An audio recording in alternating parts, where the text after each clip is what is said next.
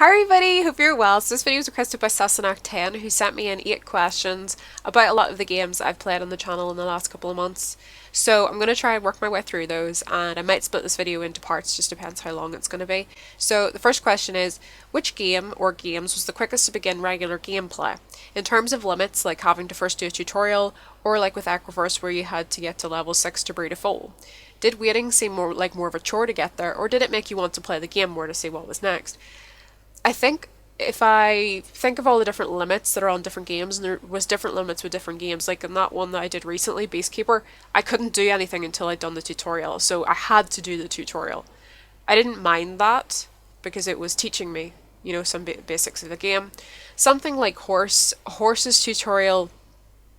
Once you get past that, you have the, limits of like 10 days, 20 days, 30 days, and then 50 days. And then after that, I think it doesn't really matter anymore. Your seniority is kind of not really that relevant, generally. You don't really get so worried about it once you've got access to most of the features. So, in those regards, I think that with Horse, you want to get to when you can open your AC, you want to be able to get to private sales. So, in that respect, it does kind of make you want to play more and get the access to those features. Like with Equiverse, where I had to get to level 6 to breed a foal, I was really excited to get to level 6. And it did get a bit tedious at times because I was like, it's taken such a long time. But when I did it and I finally got to breed a foal, that felt like an achievement for me. I haven't really seen so much with maybe Beastkeeper in terms of limits.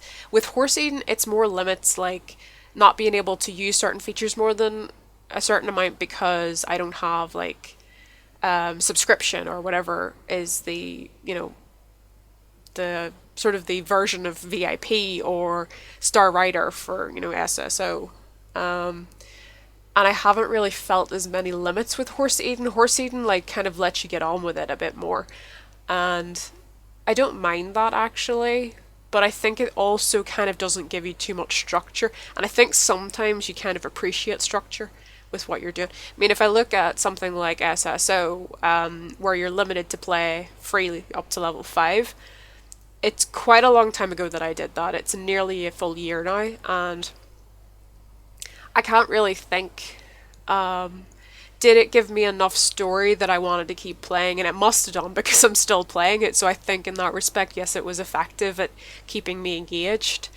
Some chores could be kind of tedious because there was some things you have to do in SSO and you're like, not again. Like fishing, for example, although that's not early on in the game. So I think it depends. Certain elements can become a chore, and then some things kind of make you want to keep going and you want to do more things. So I think if I had to say which game was the quickest to begin regular gameplay, I think Horse Eden actually. I mean, if I've been playing it every day, maybe not, but I think you got to use a lot of the features quite early on. As far as I remember, the only thing I would say is you were limited by how many resources you had, and you know, it's a slow game. It's not a quick paced game. So possibly in that respect, maybe Star Stable to a degree. I mean, Star Stable limits you that, if you do your quests, then you have to wait till the next day to start quests.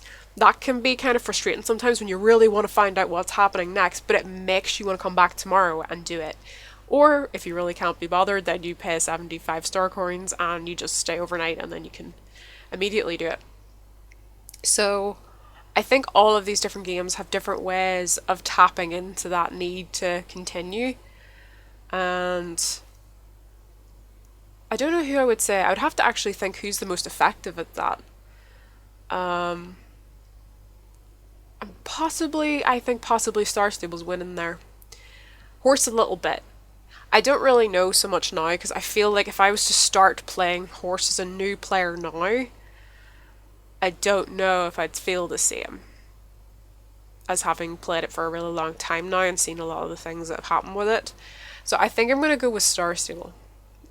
For me, was maybe one of the quickest to begin a regular gameplay with. Question 2. So, which game or games was the most and or best resources you can use if you have gameplay questions? Anything from help manuals on sites, player-made YouTube videos. If you get stuck on a certain aspect of the gameplay, does a lack of help topics affect your enjoyment of the game? I think that's a very good question, actually. One of the first things, and I know this is actually not really the question, because the question was which was the best. I'm actually going to talk about the worst for a little bit. The worst supported game for like instructions or manual has definitely been Secret of the Magic Crystals. I had to look everywhere to find something for that. There was hardly anything about it anywhere. And there's absolutely no help really within the game itself. It is so basic. You really have to like find out what you're doing from elsewhere. And at the same time, I still don't know what's going on in it, even though I have read the manual that I found online somewhere that somebody created. So that's actually, I know that wasn't really the question, but that is the worst one. Games with the most or best resources. That actually is going to be Star Stable, I think, again, for YouTube videos. The amount of people that do like help videos for Star Stable is unbelievable. Horse is more of a thing now, but Star Stable has a very, very big like YouTube base, so I think it's very easy to actually find videos for it. Horse Eden, likes of Horse, Equiverse, I would say probably more the forums for those. I mean, Star Stable doesn't have forums, so really the community had to go on YouTube to kind of, I think, interact. Whereas like Horse and maybe Horse Eden, although to be fair, I haven't really gone into the forums of Horse Eden. I have read some of the manual. I think I got halfway through it. It's a big manual. And I have read some of the manual of like Equiverse, and I haven't really, done anything in the forums there, so I can't really comment on those. I mean, if anybody knows, maybe they can give a bit more insight on that. I mean, I haven't really personally used them very much. Another game which I'd say I wasn't too sure of where I was going with was Horse Isle. Now, a lot of people have come back with feedback and YouTube comments, which has been so helpful, and I think I actually probably will try again with Horse Isle. But I know that wasn't really probably the best answer to that because I kind of talked about the worst one, but I think Star Stable is definitely up there because of YouTube. Because there's so many instructions on how to get the stars, how to do the shortcuts in championships, how to do the shortcuts in daily races. It's really well like documented how to do things. Star Stable's doing quite well in these questions so far.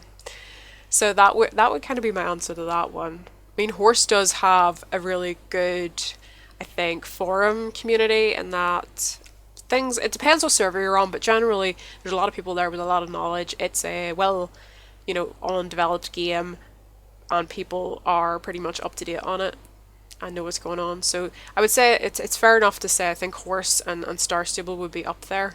I think for the best resources for gameplay questions and things like that. Anyway, guys, I'm going to leave it there. Thank you to Sassenach10 for the questions. I'm going to have more of the questions in the next video. I hope you had a lovely day. Bye, guys!